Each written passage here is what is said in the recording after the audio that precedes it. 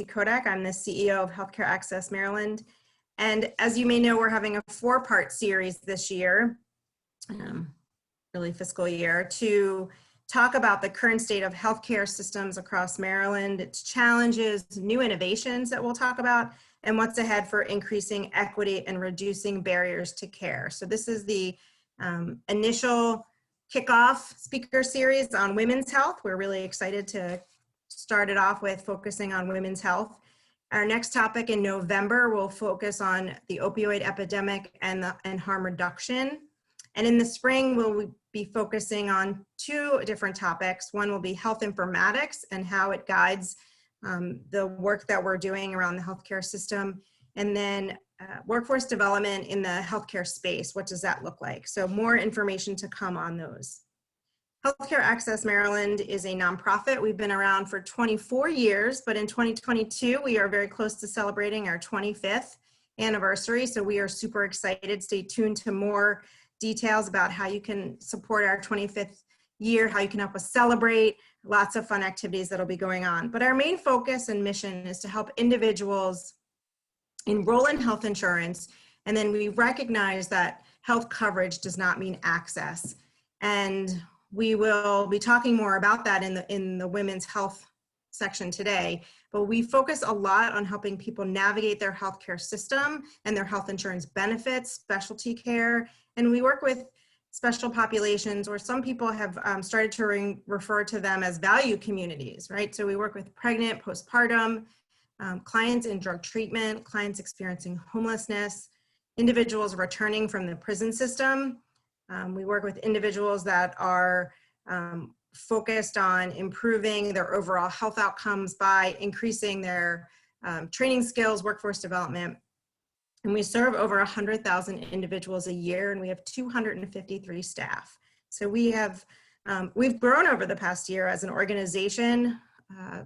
Because of COVID, we started to onboard community health workers specifically to focus on COVID outreach and education, vaccine hesitancy, getting people connected to testing services, vaccinations for flu, and then social needs, social determinants of health to remove barriers to individuals that may need access to quarantine, isolation, food access, mental health services. As we know, those were all huge areas during the pandemic and as we continue to see moving forward. I do want to thank our sponsors, as you can see, TriBridge Partners, Kaiser Permanente, and the Lord Baltimore Hotel that have been a huge partner in the COVID-19 pandemic in housing and supporting individuals that could not safely quarantine and isolate in their own homes, have been utilizing the Lord Baltimore Hotel. So we are really honored to have them as a sponsor here today. Just a couple housekeeping items. If you've joined us before, the nice part is the panelists can see you and you can see the panelists, but we will be muted for the conversation. Please add your questions to the chat and we will be monitoring those as we continue our discussion today.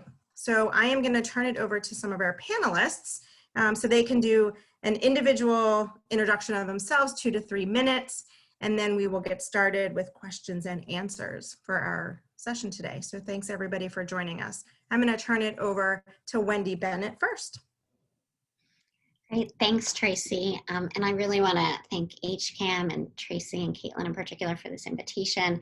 And it's great to be with the other panelists to have this discussion today. My name is Wendy Bennett. I am a faculty member at Johns Hopkins. I'm a primary care doctor and I see patients at our Johns Hopkins Bayview site. And I'm also a researcher. So my research focuses on women's health. And I do work related to obesity, diabetes, and cardiovascular disease prevention, especially across the life course. I do a lot of work related to pregnancy and postpartum weight management in particular. And I also do work more broadly at Hopkins. I co-direct our Center for women's health, sex, and gender research here at Hopkins. And this is a network of faculty and trainees who do women's health, sex, and gender related research. And we're really building capacity to do high impact research in these areas, and building our community connections. I see some of you, actually folks from our center, so that's great. And I'm excited to be here. So thanks, everyone. Thanks, Wendy. I'm going to turn it over to Dr. Clark Johnson. So hi, thank you so much for having me, having the opportunity to come here. So my name is Clark Johnson. I'm a high-risk obstetrician who deals with high-risk pregnancy. I work out of Anne Arundel Medical Center in Annapolis. I think relevant to here, so I'm representing my own opinion, but I'm the chair of the state's Maternal Mortality Review Committee, which reviews all the deaths that happened within a year after pregnancy in the state of Maryland. And involved in advocacy efforts throughout that. While at Anne Arundel, I have faculty appointments at Johns Hopkins and George Washington. And I'm very interested in advocacy. Welcome. Thank you for joining us this morning. And my last participant, where is she? Oh, there she is, Trish Reggio. Welcome. Good morning. I want to thank you also, Tracy and Caitlin, for inviting me. Pleasure to be here this morning. So I am a nurse for Frederick Health Hospital. It's about a 85 bed nonprofit community hospital. We actually are the only hospital in Frederick County where I live. I do have a master's degree in nursing education, which I got from the Notre Dame of Maryland University. So yay, Baltimore, love Baltimore. And in my work right now, for the last 20 years, I've been doing maternal child health, but now I have spread myself for the last 10 years out into all of women's health. So a lot of my work is done within the community. It's a lot of community education and outreach, really trying to reach those pockets and communities in Frederick County that are a lot of the underserved population. But one of the opportunities that I have and I work on is really following all of our high-risk OB patients. I do have a certification in inpatient obstetrics, and there is a lot of work to be done when it comes to maternal morbidity and mortality. So when it comes to hypertension, diabetes, and also there's a lot more of substance use in pregnancy that we're seeing. So thank you. Thank you everyone for joining us this morning. I know we were trying to pin just the speakers for those that are joining us. I know we're having a little challenge in doing that, so you just see the speakers, but you can actually pin the speaker on your own tool. So that should allow you to just see the person speaking. And again, I'm Tracy Kodak. I'll be the moderator for today's conversation. I am the CEO of Healthcare Access Maryland, and my background is in maternal child health. So this is also another area that is near and dear to my heart. I spent 2 years in the Peace Corps focusing on maternal and child health issues in the Eastern Caribbean. My graduate degree is at the University of Arizona, health with a focus on health education and health promotion with pregnant and postpartum women. And that's what I've been focused on for really the past 20 years of my career around health insurance access and equity. And it doesn't hurt that I live with an OBGYN. So our conversations are really focused around maternal and child health all the time at the dinner table. So let's get into our conversation. First, and I want this to be a really comfortable conversation for everyone, that it's really open to our panelists, but I'm gonna gear this first question to Wendy. What are you seeing as the most critical health and social issues facing women in Maryland right now? Yeah,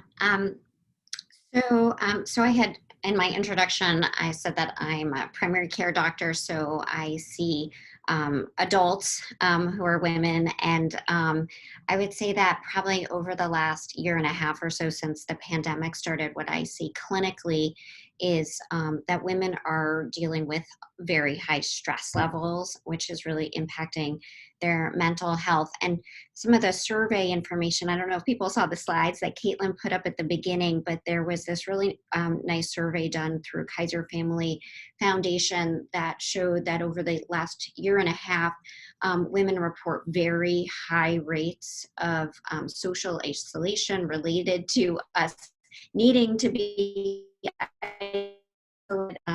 and also the impact of stress on their lives has greatly increased, with high rates of report of mental health concerns. So more than 50% of women in that survey reported that that their mental health has worsened over the last year and a half, and I certainly see that clinically. I feel like that is probably in almost all of my sessions now, that is like most of what we're talking about is mental health. And we're all weary from, the stresses and the uncertainty over the last year and a half. And some of the socioeconomic risks that we've also seen really more significantly impact women. So these are risks related to food, related to housing, transportation difficulties, and all of the stresses involved with this more significantly impact women.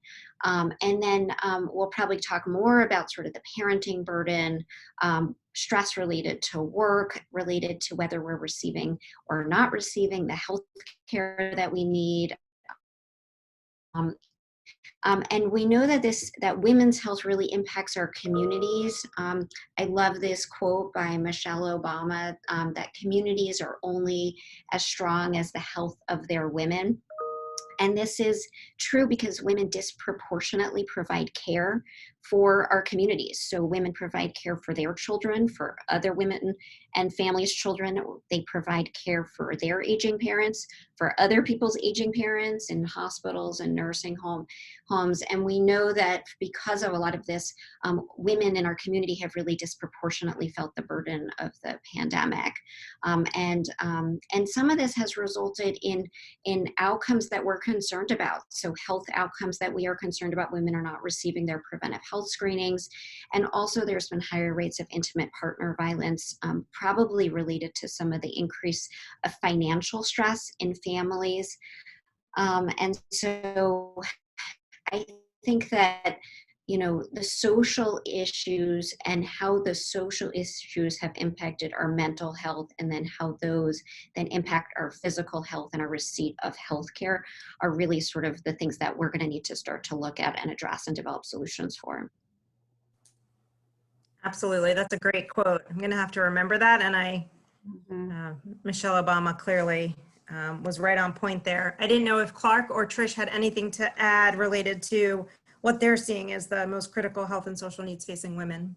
Yeah, I so agree with you, Wendy, when it comes to the mental health of our women. And also, reiterate the fact that there are many women, especially like our nurses in the workforce, who have had to kind of reestablish life and the flexibility of their schedules. When the pandemic hit, a lot of them, needed to be home. They needed to be with children. Children were at home as well. So, the hospital was really good about, having more flexible schedules. A lot of our nurses went to doing weekends. Some of them changed from day shift to night shift. Some of the night shift nurses went to day shift. And so there was a whole combination of, rethinking and becoming more creative with schedules. And I'm sure probably other, workforce organizations had to do the same. But then what is the impact of that over time? And especially, yes, the mental health, but then it's the physical health of women too, because we know that stress is a big risk factor for chronic disease. And if we have women already recognized as having diabetes or hypertension, thyroid disorders. I mean, there's so many unique things within women. We look at heart disease.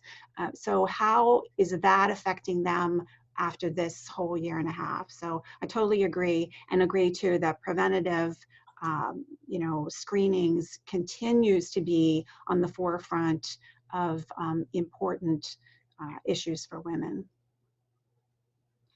I agree. And it also makes me think of the teaching population as well, right? As yes, the teaching population is women. Clark, I'm sorry, go ahead. No, that's, well, I mean, I just think before COVID happened, we knew at the state level, the most common causes of death happening up to year postpartum are social causes of death. So that we're talking about substance abuse, we're talking about homicide, interpersonal violence, and we're talking about suicide and mental health disorders. And so that's what it was before COVID. And if you imagine, the social effects of COVID, it would exacerbate all of those things. I mean, I guess domestic violence, I'm not sure I know that for sure, but I would have every reason to think that if you lock people in their houses for an extended period of time, that's potentially a problem.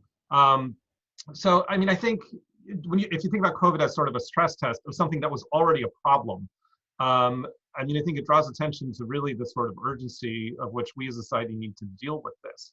There's a quote from Michelle Obama. We talk about in maternal mortality language. There's talks about, maternal deaths. And Kofi Annan, I think, said that, women globally, not just in the United States, but globally, women die of childbirth not because we don't know how to fix it. We know how to fix it.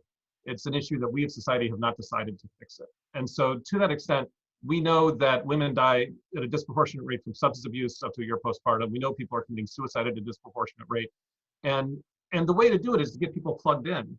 I mean, I think the crisis of COVID it created more barriers to people seeing their physicians and getting plugged in with mental health providers and other providers who had the opportunity to have these longitudinal relationships with patients to really give people a resource. People felt locked in. People feel like they didn't have anyone they could call. I mean, I think one of the jobs of healthcare is really being that resource for patients, that when they're in crisis with their health or in crisis with their social sort of medical balance of things, they have someone that they can reach out to. So yeah, there's my 2 cents on that. Thank you. Really important areas to walk away with of preventive health and how the impact of the workforce is also going to be impacted medically, physically, and mentally.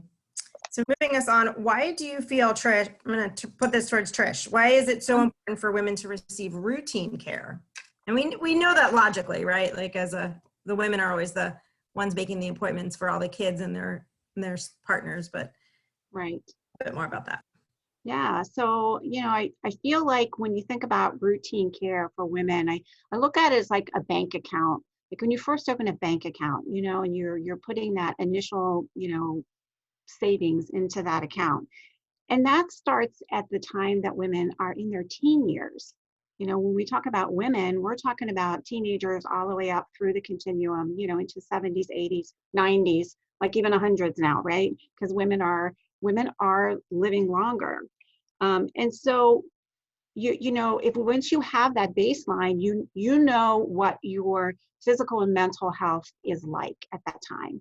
And you've connected with a healthcare provider that can help mentor you and coach you. You have that go-to person that can help along the way. And so, I feel like it's really important, not only from those teenage years, but then going forward and getting the regular. So when we talk about routine care, what is that? So like in the teenage years, we think about sexually transmitted infections. So are they getting the right vaccines? Do they know why these vaccines are preventative? What are their, like in those teenage years, what are those things that they do that are risky? Because we know what that brain is like in the teenage years. So, when it comes to smoking, I mean, even like wearing a seatbelt every time that you get into a car. And then as you're going into your 20s and your 30s, so you start to think more about like getting a yearly eye exam.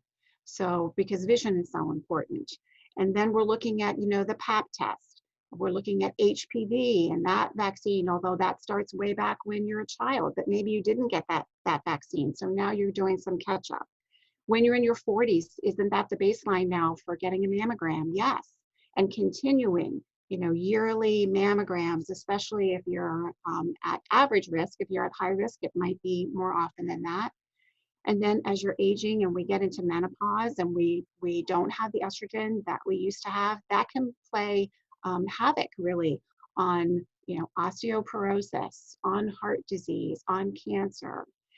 We know that, the number one killer of women not only here, but nationally is heart disease, and then cancer, and then stroke. So again, if you have that baseline and you take that baseline and you build on that over time, it can be very helpful. Like, one thing that I do out in the community as I talk about osteoporosis and risk factors, we see that, again, women, it's more unique. We see it more often in women. But I tell women, especially those that have daughters that are teenagers because of bone growth between the ages of 15 and the age of 30, is to talk to their daughters. What is their nutrition? What does it look like? Are they getting enough calcium and vitamin D? Are they exercising? Because I know when I was a teenager, it was all about being thin. It was all about all these crash diets.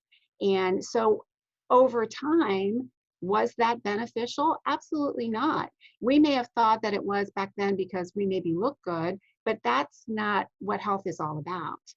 And so now we see the repercussions. That's just one example, if you will, but that's why I think it's just so important for routine care. Can I jump in a little bit? Yes, Yeah. absolutely. Yeah, and Trish, I completely agree, and actually really appreciate your perspective too about sort of on an individual level. I think that you facilitate the conversations with women in your community around how to overcome a lot of barriers so that they can get tests they need, care they need, which I think everybody needs somebody like you, right, who can really help personalize that and figure out, like, how do I get the, my needs accomplished and get and be healthier. And one thing I just want to comment on, that there's been a lot of debate over the years on in the women's health space around whether women need an annual preventive health exam, right? And so do we need, and especially now that pap tests are every 3 to 5 years, mammograms are later in life, but every 1 to 2 years, do you really need to do you need a primary care doctor? Do you need to come in every year? And this is has actually been a big debate. And over the last few years, there's been an initiative that many of you could look up if you're not familiar with it, called the Women's Preventive Services Initiative, and it was funded by HRSA. And it was really to guide insurance coverage of what are the key recommended preventive health services that women should get over their life course. So it starts sort of in the teen years and goes all the way up through, they have like this greater than 75, age 75 category. And anyone who is interested, I think the challenge is that when you look at it, there are a lot of recommended preventive health services, everything from the things that Trish talked about, from vaccines, but also all the counseling things we do. Are you at a healthy weight, or should we be working on weight loss or diet changes, or and all of the sort of counseling and screenings that we do around depression, around cardiovascular risk.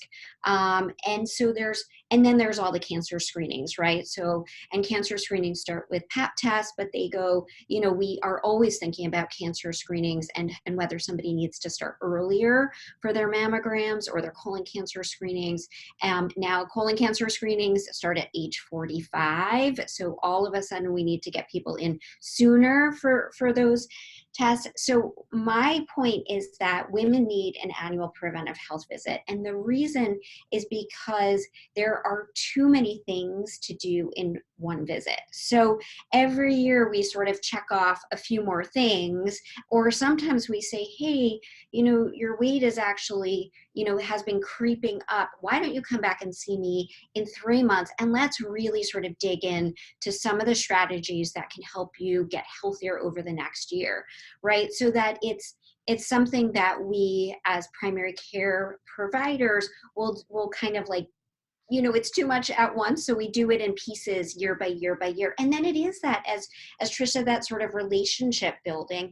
And 50% of women don't have a primary care doctor, and they certainly either lose their primary care doctor or don't engage at those life transitions. So we see women as they transition from their pediatrician to adulthood, they go years and years without seeing a doctor and missing those opportunities around contraception, missing those opportunities around weight management, which has been a focus that I do a lot of, but that's a key time when women gain a lot of weight is in their 20s. And then certainly around pregnancy. So after a pregnancy, we often don't see them back in primary care to have those conversations around, hey, your blood pressure was high in pregnancy. We really need to follow that, or maybe we need to treat it, or maybe we need to be a little bit more aggressive about diabetes prevention because you had gestational diabetes. So these life transitions are key points where they need to re-engage. And as a healthcare system, we do a terrible job at enabling women to make those transitions. So, I mean, we all need like navigators out there to help us, sort of plug those gaps. So I just wanted to comment on that, is that the barriers are not just at the individual level, right? It's really around sort of, there's so many things we need to do each year, and then we need to create systems in place to help women get their healthcare that's convenient on an annual basis. And that's, one of the roles that HCAM does play, especially in the Medicaid population, in helping them plug those gaps. But I think we can do more as an organization to look at how can we support individuals more in preventive health, more on the on the health insurance side, not just on the Medicaid side, but with the payer community. So I know, Clark, you have mentioned before around the challenge related to transitioning from OB care to primary care. I didn't know if you wanted to, that's why you unmuted to make it. Yeah, well, no, I mean, I think that's completely right. I mean, I think, and I would take it less off the individual and really put it more on the system. I mean, one of the problems with the healthcare system we've evolved into is that we've had pockets. We've had pockets of pediatricians who are really good at what they do, and then people turn 18 and then it's off to the woods. I mean, we talk about, the reproductive life cycle. We talk about, adolescence and this area where you're able to conceive or you're able to carry a child, and then bridging it to menopause and postmenopause.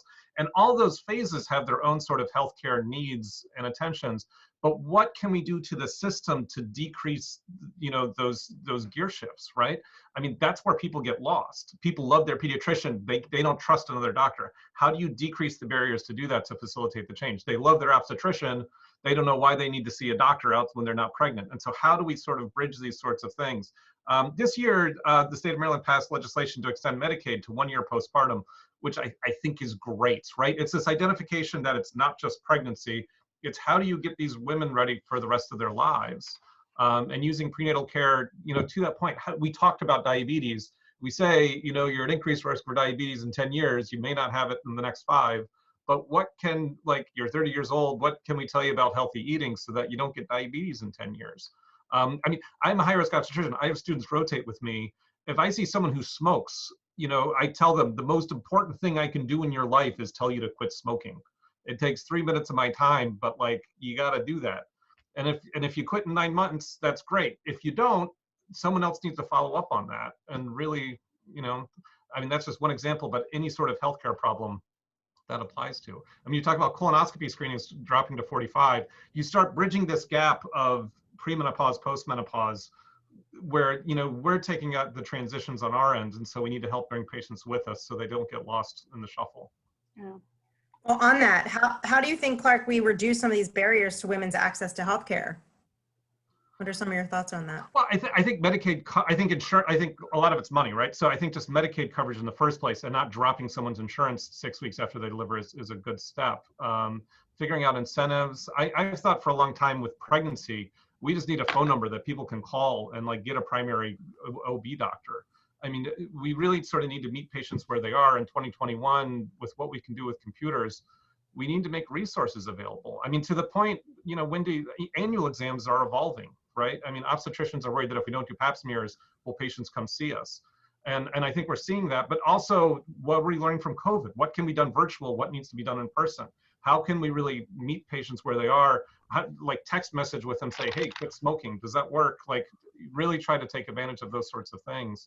Work with peer groups, work with social groups, work with patient navigators. I don't think it's one solution. I think it's going to take all sorts of disciplines to come to it, but really with the thesis of trying to meet patients where they are. And I was going to actually ask Trish if she wanted to comment on that. the van that Frederick uses to bring care to where people live, because I think more and more as we think about healthcare, we need to think outside of our brick and mortar hospitals and clinics and FQHCs, but really about making this a wellness continuum, and that healthcare is no longer about just those opportunities for tests or for conversations with your providers. And so, you know, thinking about bringing care to people where they are, but also creating wellness opportunities where we are every day, right? Our workplaces, our child care centers, our YMCAs, our neighborhoods, and making healthier neighborhoods overall, so that, you know, we're not needing to spend, you know, 25 minutes trying to navigate a complicated healthcare system, but we make it easy to, you know, be healthy where we live, and sort of, and more and more we're at home, right? So how can we sort of bring healthcare to where we are, I think is important. And Trish, do you want to comment on that, on the van? Because I think that's, you know, one innovative area is sort of mobile vans. Right. So Frederick Health is actually we're all working right now in our own service lines on a strategic plan on how to better serve our community, because our mission is to positively impact every member in our community. So when it comes to the mobile van, which has just started to be implemented, we're taking that mobile van and we're going to places, pockets of the community where people either have a hard time with transportation and getting to a healthcare provider, or like the Thurmont area, for instance, they don't want to come out of Thurmont. They don't want to come into the city. And that's really where our healthcare, most of our healthcare is. And so taking the van, doing COVID vaccine right now, doing the flu vaccine, giving preventative measures, giving that education to the public. Our mobile van was just in September at what we call In the Streets. So it's a big festival within Frederick City. Lots and lots of people, thousands of people flock there. But the mobile van was there to provide flu and COVID vaccines. But so I think that it's pretty innovative to have the van. We probably need maybe 5 or 6 of these vans in order to get to different communities.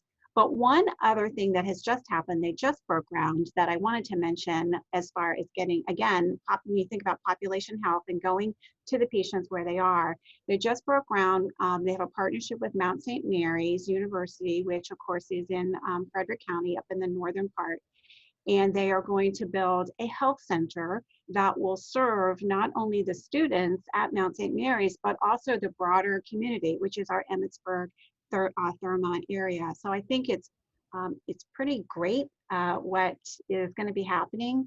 And then thinking strategically again, are there other places that, like Wendy said, we got to think outside the walls of the hospital. We've got to bring healthcare out into the community. And I think really lots of communities are doing that. I know Baltimore, you know, absolutely, you know, you've been, especially with Johns Hopkins, has been so innovative with programs for the community, especially the underserved.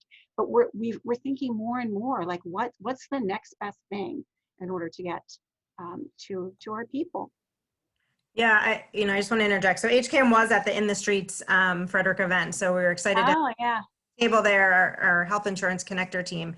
But this really gets into the conversation of what women's healthcare is going to start to look like, and what innovations are needed in the landscape for us to move to an easier access system for women. We are the sort of keeper of our households, if you will, whether we're single or in a relationship, and scheduling. I know predominantly the woman schedules the medical appointments for the kids, and they're the last ones to schedule their appointments. So I know, Wendy, you had some thoughts about really integrating primary care in places that women frequent. I didn't know if you wanted to speak to that.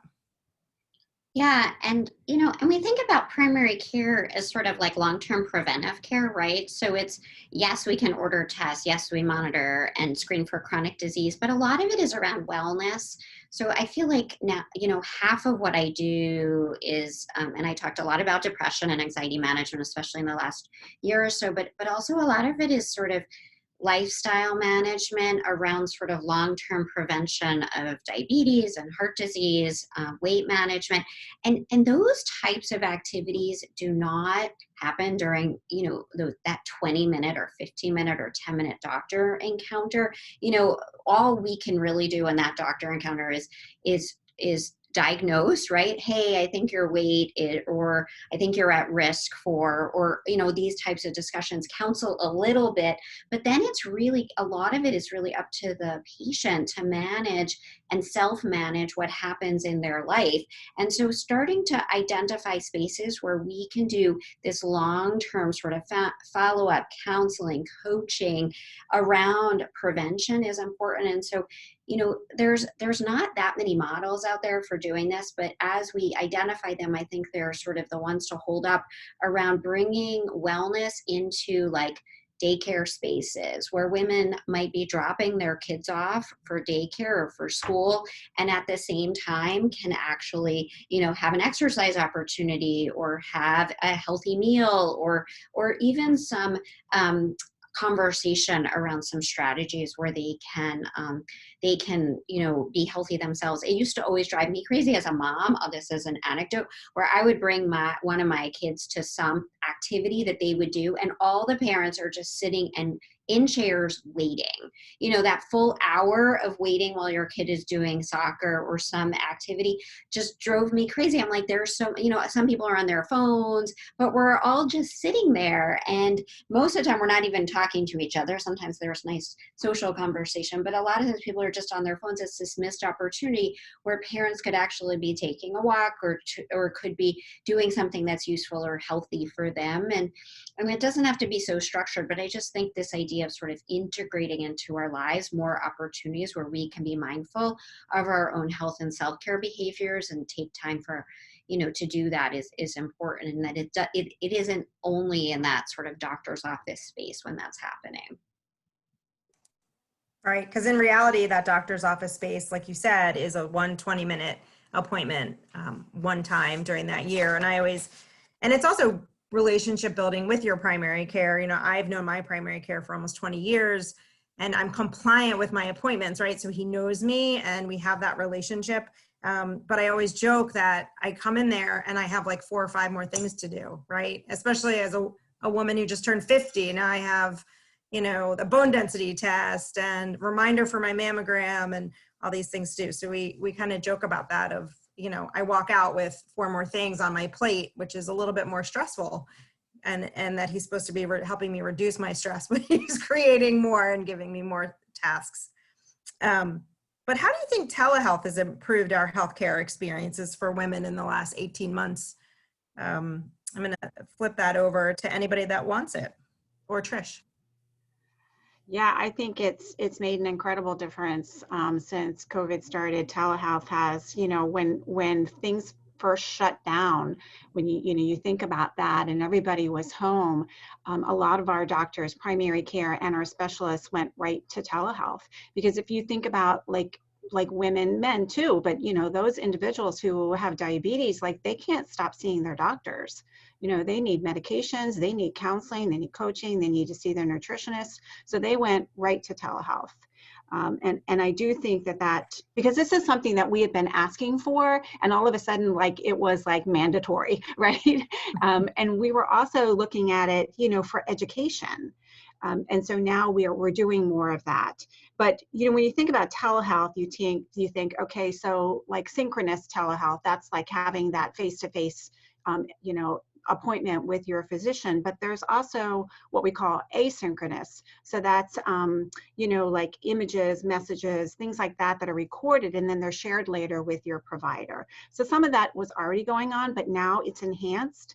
Also, like patient monitoring at home, monitoring blood pressure for our OBs, our OB patients, it's monitoring, fetal monitoring from home. And then that's, recorded, and we can see that as healthcare providers to help the patient. But I do think that it's totally helped in that realm. I also think that there's also can be a disadvantage to telehealth because not everybody has the capability of doing telehealth. And for some people, like my mom, she's in her 80s. She had a heart attack this past summer. It wasn't good for her to have telehealth as a follow-up for a cardiologist. She needed to be in the office. He needed to listen to her heart and lungs. Oftentimes you need to be able to have that touch, which, in nursing, we always feel is so important to be able to touch the patient, to see the patient, to look at them totally. So, sometimes telehealth is not really to our advantage, but I do think that it has helped quite a bit.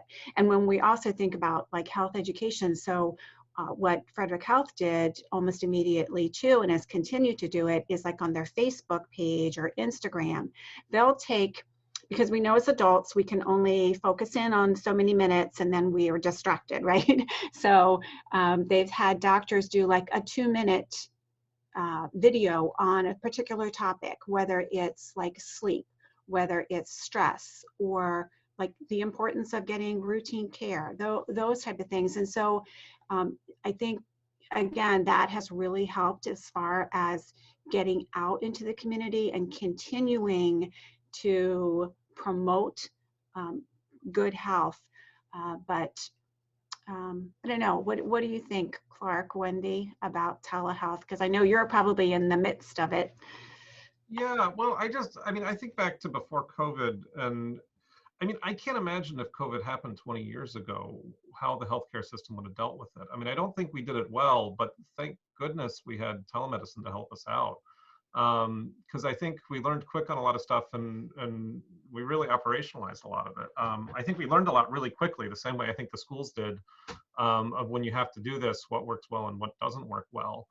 Looking past 2021, I'm hoping that we can sort of learn what worked well and what didn't, and sort of pull out the good parts and sort of put back the necessary parts. It's overlapping with other issues about, group therapy versus individual therapy. In pregnancy, we talk about centering, where we've started to sort of, there's areas where we do group prenatal care as opposed to individual prenatal care. And I think all these sort of, technological sort of new thoughts of how to do things, I think if we come together and really do them in the right way, what can you do with the lecture, or does the lecture have to be in person? I think there's really an opportunity for best practices research to figure out how to do some of this stuff the best that we can. But I'm really optimistic that some of that we can figure out, and going back to meeting patients where they are and decreasing the barriers, not making patients, find something to do with the kids to go to their appointment every however many months, something they could do on their time when it's convenient. I think we learned a lot about mental health during COVID, right? And that's something that I think we've learned that telemedicine is really good at, which 5 years ago, there weren't enough mental health providers. And so all of a sudden, if you can sort of tap into that resource and get sort of financial support for patients who want to access mental health resources, that seems like a problem we should be able to nip in the bud. I would say we're still not there yet in 2021, and November, October of 2021. But I think there's light where we can move towards. So yeah, moving forward, I think there's definitely areas for optimism. Do you think the consumer, right, the end user, is actually satisfied with that telehealth visit? I've had them, right, during COVID. I've had some specialty telehealth visits. So I'm just curious if we've seen any, it's only been this really short period of time from a research perspective, but have we seen any consumer feedback about how they're feeling around the telehealth environment? Wendy, do you want to address that? Yeah, I have seen some research, mostly survey research, showing that it's mixed. I think it depends on a few things. So one, I think it depends on the relationship that the patient has with their provider before the visit, and also the type of complaint that they have. So Trish gave some really good examples, I think, of where telehealth has worked and where patients have found it to work well for them. So chronic disease management, it works quite well, especially if the patient has their technology at home. So if they can report to you their blood pressures, if they could report to you their blood sugars, then actually for long-term management, it's actually sometimes better because we could titrate medications, and we don't always need to see the patient face-to-face for a full physical exam for ongoing chronic disease self-management. And that's where I think patients are very satisfied. They could have a quick visit. I can't tell you the number of car visits I've done. Their patients are not driving, luckily, but where people are like on their way to work, they park in the parking lot, and then we have our visit, and then they go into work or go in and whatever they have to do, run their errands, or, I mean, it does make it convenient for, I think, for chronic disease management, where a lot of people do miss their visits, right? And so for patients where they can report back, we also, I think, are doing a better job giving patients the tools they need to be able to then tell their providers what's going on with them and get that feedback. So I think in that area, patient satisfaction has been very high. I think for urgent issues, it can work really well, but that's where there's a big mixed bag. So we know for like pediatrics, it's been really challenging, right? And I think there has been a lot of dissatisfaction. Like, can you really see someone's ears? Can you really see the throat? We did a pediatric visit, and like they're trying to shine the cell phone light into the throat and try to see. I mean, those are, sometimes you really do need a physical exam, and I think you have to recognize when that's the case.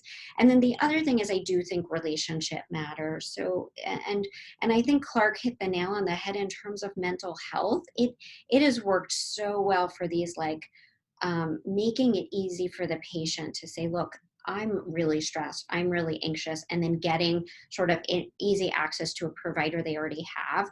What's hard is the overall mental health system. Like, it's still, Clark, pointed this out, it's still really hard to get somebody in to see a therapist regularly because we just don't have enough of them. And I'll just tell you, in Baltimore City, to find a therapist who speaks Spanish is very hard, almost impossible. We have very few Spanish speaking therapists, and that is a huge problem.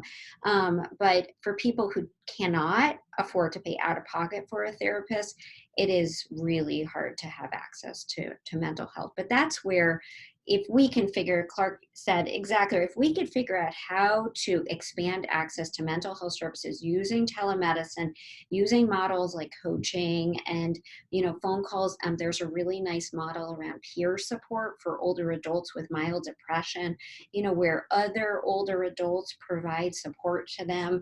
And that's actually being tested in a trial right now. So figuring out sort of how to do this remotely, but not always with trained providers, but with people with some training, I think is another way to think about that. Community health workers starting to do work like that is really important. So I think there's so many innovations with telehealth, and I do think that patients will get more used to it and more satisfied, but there's always going to be some people who can't access it, which is really, really hard, right? Like if someone needs that visit and they don't have internet connection, or they don't have a cell phone, or they don't know how to use I can't tell you the number of people I've had to teach, like, okay, I'm looking at your elbow. Can you please turn it this way so I can see your face? Okay, stay right there, and it's like, you all know this from being on Zoom calls, but it can be very hard especially with people that haven't used their phone camera before. I think everybody's going to get more and more used to the technology too. So I think it's going to get better, and I think it's here to stay. So figuring out how to make it useful is going to be important. I just want to say one other important aspect about telemedicine, which is provider burden. Providers are still struggling with figuring out what to do with all of those messages that we get. Like, here are 20 pictures of my toenail fungus. Can you please take a look at it today and tell me how I treat it? And but I get a lot of those, and we all get a lot of those. And And, you know, and I think for providers trying to figure out how to manage the, like, here's my last 100 days of blood pressure readings, and I check my blood pressure every hour during those last 100 days. Tell me what I do. Like those types of messages. When we get good information, we get people's Fitbit readings. Sometimes we get their blood pressure readings, we get their blood glucose readings. So providers get all this now really great technology, but then providers don't know how to manage and respond to all those messages and all that and how to give good feedback. And I think that's the piece that providers are still figuring out. So we have to also couple all of these great technologies with tools to enhance provider wellness and reduce provider burnout, because we don't want to lose our great providers who are, you know, up until like 3 a.m. responding to their messages from patients because they didn't get to them when they were working that day. Yeah, I mean, I think about, you know, the provider panels that have, you know, 500, 600 patients.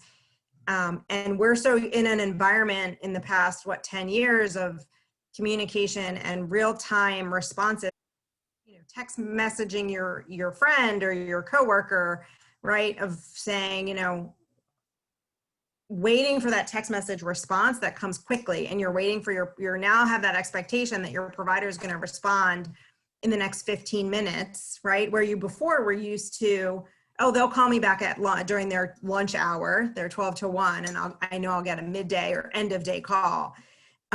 You almost need a dedicated person to really filter through all of that communication work environment. So, I mean, thank you for that on the provider burden. And I think that's another innovative way of how could you utilize, you know, CNAs or other, you know, mid-level professionals to support those text message communication or telehealth communication.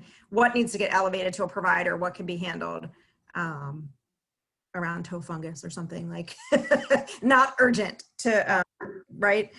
And Tracy, if I could just interject there too, I think that, like you said it, in that, you know, you have to have a team. So you've got like your healthcare provider, but I think care coordination, if you will, care management, we probably need to, you know, be looking at that as far as, you know, do we need more navigators? Do we need, like for me, I can follow a patient, an OB patient, for as long as that patient needs it. Whereas the provider, you know, can only see the patient for, you know, however many minutes. So do we, you know, start thinking more about the care team and what do we need to bring to the table for the team, for the patient? So, you know, even like nutritionists, you know, nurses who can navigate, you know, do they need to give the patient all of the community resources that the patient needs, but not only helping the patient to access those resources, but how do they access them? So it's not just here, you can call so-and-so, but are you having any barriers to making that call? Can I make the call for you? Can I connect you so that I know for sure that you're getting the help that you need?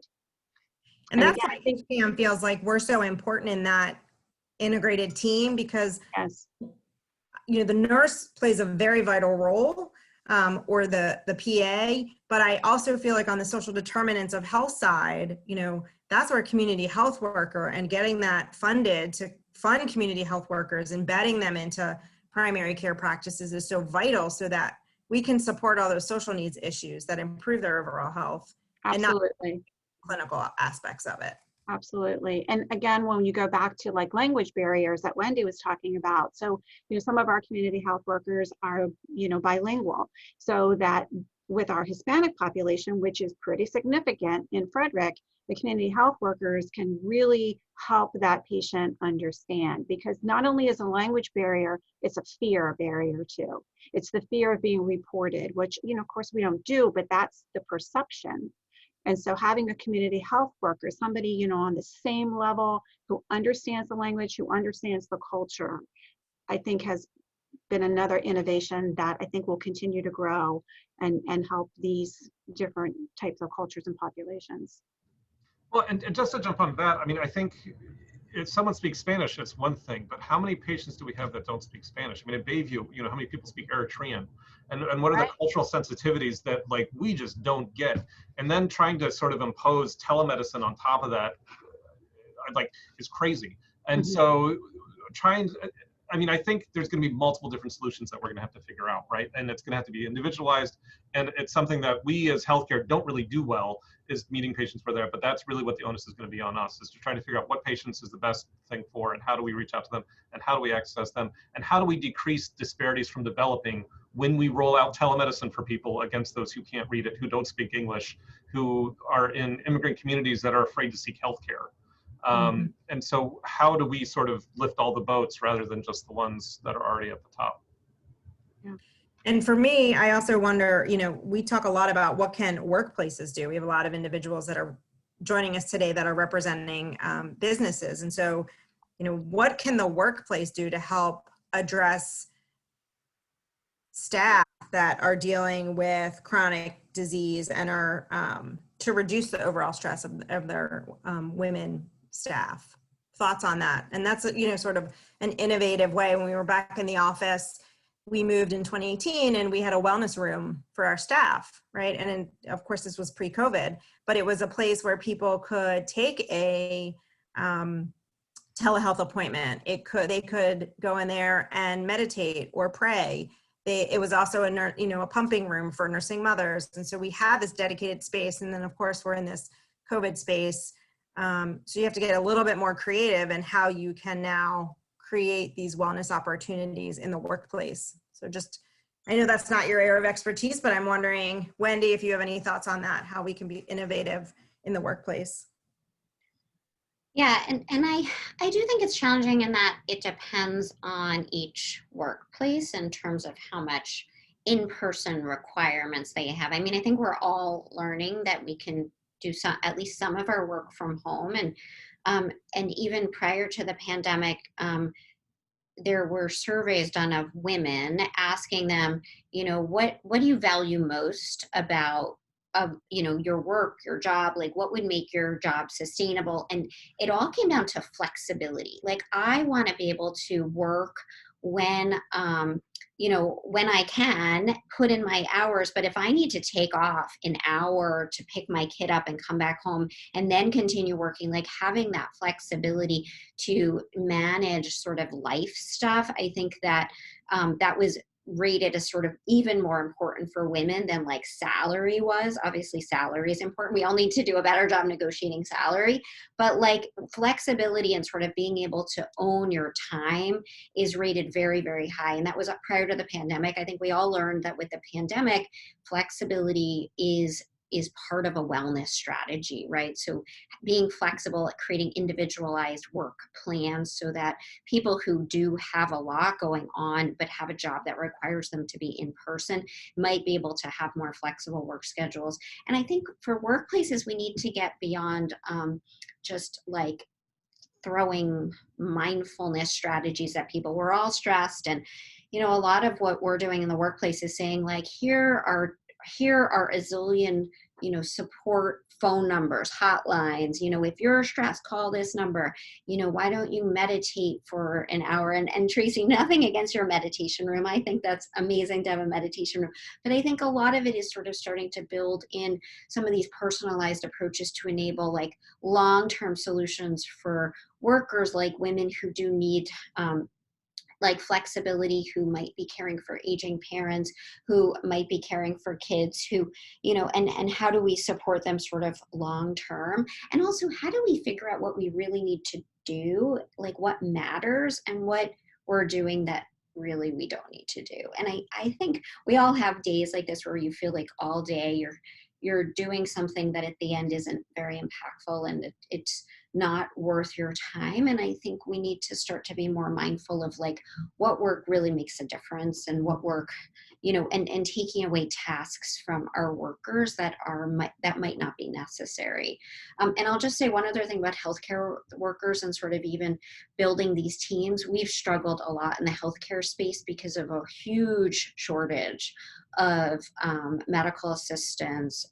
People are leaving for various reasons. There's a lot of turnover, but building these teams is so important. So I think sort of workforce development is important and really trying to, you know, attract people from the community to get trained and join our teams, especially to create sort of the supportive environments for our patients and the medical homes for our patients. It really is like a community effort. So I think that sort of the training and the workforce development are going to be, key to sort of creating that that workplace that we all feel comfortable in and that creates wellness. Wendy, we might need to bring you back in the spring for our workplace development conversation. I want to make sure that we're focused on our time. We have a few more minutes, and I want to ask each of you to talk about one takeaway that you want our audience to walk away with from today. So I'm going to start with Clark. Oh, sorry. Did I put you on the spot there, Clark? No, sorry, I lost my mute button. So yeah, the one takeaway. So I mean, I think we've heard a lot today between COVID and everything else that moving into 2021, there is sort of a generational change, I think, happening in healthcare. And I think between the iPhone and I think between Epic and I think between all these sort of technological apps, and I think between the media and how the media communicates about healthcare, there's all these sort of opportunities that if we as a society do it right, there is such opportunity on this stuff. If we can operationalize vans in every county in Maryland that meet patients where they are, if we can facilitate, telemedicine mental health encounters for patients in whatever language that they need with providers that may not even be in Maryland. I mean, I think there's such opportunity to really sort of make a difference on things. And we've talked about the barriers, we've talked about, the longitudinal healthcare of a woman and how do we sort of bridge these periods between the preconceptual phase, the conceptual phase, and the post-conceptual phase, and how do you sort of consider it all together and treat the patients where they are. And the workplace, how do we facilitate them to be the person independent of their job? How do we give them the time and the space to feel sort of fulfilled in what they do? I mean, I think they're all similar issues, and my hope is that technology can help us get there. Oh, you're muted now. Thank you. Yep, I'm on mute too. Trish, thoughts from you? Takeaway? Yeah, so I think right now with COVID, we are all feeling a little pretty exhausted and burned out, and where are we going to go from here? And trying to still stay positive. But when I think about women and women's health, especially right now, is, to really, it's okay to think about yourself.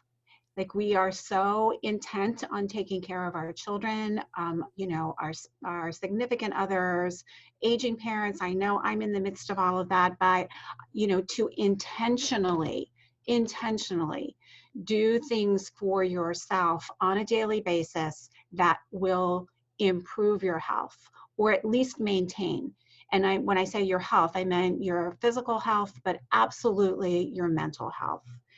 And it's hard, it might be easy to say, but are you doing it? And it is hard for me, but again, intentionally. So, for me, exercise is important. So I have to think each day, what part of my day am I going to be able to get that exercise in? And sometimes it's just leaving the office and going for a 10-minute walk. That's all I can get in that day.